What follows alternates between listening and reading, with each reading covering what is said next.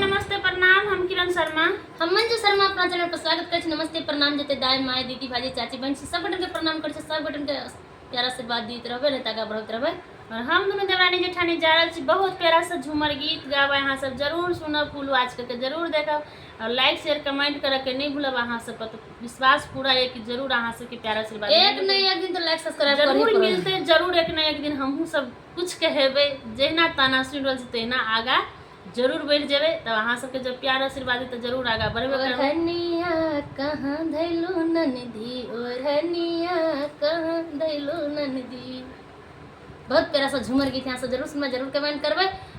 आ देखियो अपना पिया का संभाल कर रखा सब कोई जाने छी। अगर घर के आदमी नहीं मैं आगे प्यार से तो कुछ करबे तो अपना पिया के संभारा सब जन। बहुत प्यारा सा गीत है, सब जरूर सुनबे। आ ज्यादा नंदी सब चुगली नहीं लगेबे। पिया संभारा के भाभी सब जाने छी। यहाँ सब जरूर कमेंट लाइक करते रहबे। तो अहूँ सबके पिया के फुसला लेते भाभी।